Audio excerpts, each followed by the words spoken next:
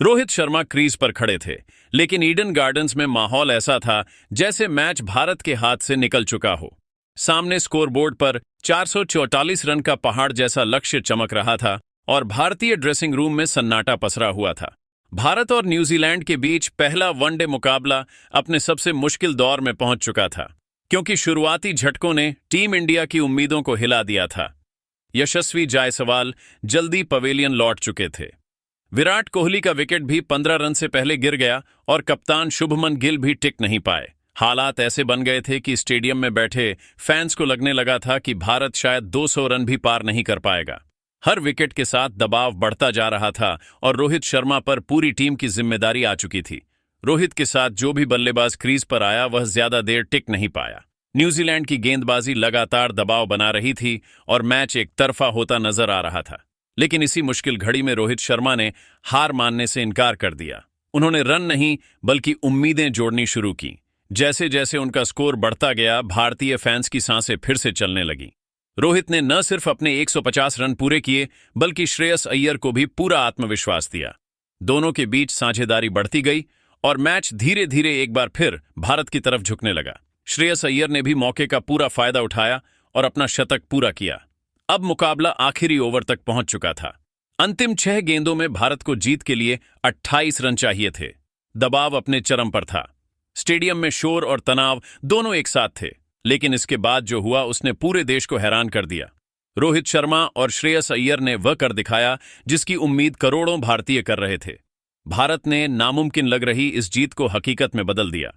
इस वीडियो में हम आपको रोहित शर्मा और श्रेयस अय्यर की पूरी बल्लेबाजी, आखिरी ओवर का पूरा रोमांच और इस ऐतिहासिक मुकाबले की हर बड़ी झलक दिखाने वाले हैं, इसलिए अंत तक हमारे साथ बने रहिएगा। लेकिन उससे पहले अगर आप भी रोहित शर्मा और श्रेयस अय्यर के फैन हैं तो वीडियो को लाइक कीजिए और कमेंट में जरूर बताइए कि आपके अनुसार रोहित शर्मा, श्रेयस अय्यर और विराट कोहली में से महान बल्लेबाज कौन है।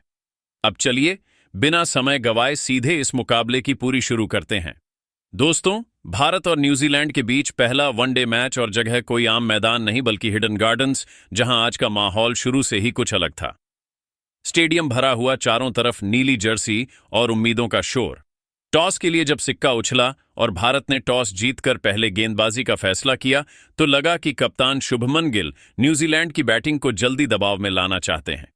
लेकिन शायद किसी को यह अंदाजा नहीं था कि सामने जो तूफान आने वाला है वो इतिहास हिला देगा। न्यूजीलैंड की पारी शुरू हुई और शुरुआत में ही डेवोन कोवे और विल यंग ने इरादा साफ कर दिया। जहां मोहम्मद सिराज और अर्शदीप सिंह ने स्विंग से परेशान करने की कोशिश की, लेकिन विल यंग आज बिल्कुल अलग ही लेवल पर दिख रहे थे।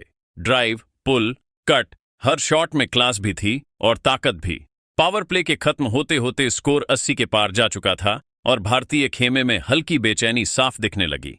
जैसे जैसे ओवर बढ़ते गए, विल यंग और डेरिल मिचेल ने मिलकर मैदान को अपना बना लिया। कुलदीप यादव की फिरकी भी आज उन्हें रोक नहीं पाई। एक तरफ विल यंग रन मशीन बने हुए थे तो दूसरी तरफ डेरिल मिचेल हर डीली गेंद पर ऐसा प्रहार कर रहे थे कि फील्डर बस गेंद ढूंढते जा रहे थे। विल यंग ने शतक पूरा किया, लेकिन यहीं नहीं रुके। उन्होंने रन बनाना नहीं, तबाही मचाना शुरू कर दिया। मिडिल ओवर्स में माइकल ब्रेसवेल और ग्लेन फिलिप्स ने भी हाथ खोल दिए। भारतीय फील्डिंग भी दबाव में बिखरती नजर आई। आसान सी बॉलें चौके में बदल रही थीं, थ्रो मिस हो रहे थे और हर छोटी गलती न्यूजीलैंड के स्कोर को और ऊपर लेकर जा रही थी। डेरिल मिचेल ने जब 88 रन पूरे किए तो पूरा स्टेडियम जानता था कि अगली बाउंड्री उनका शतक पूरा कर देगी, लेकिन उससे पहले ही वो आउट हो गए। फिर भी नुकसान हो चुका था। डेथ ओवर्स में न्यूजीलैंड ने वो किया जो बहुत कम टीमें कर पाती हैं। आखिरी 10 ओवरों में लगातार बाउंड्री और भारतीय गेंदबाज पूरी तरह बैकफुट पर 50 ओवर खत्म हुए और स्कोर बोर्ड पर लिखा था 443 रन। दोस्तों, 443 रन। भारत के सामने जीत के लिए 440 का पहाड़ खड़ा था। जब भारत की पारी शुरू हुई तो उम्मीद थी, लेकिन दबाव उससे कहीं ज्यादा। यशस्वी जायसवाल आए, लेकिन सिर्फ 5 रन। दोस्तों, वीडियो अच्छा लगा हो तो कमेंट करके जरूर बताएं।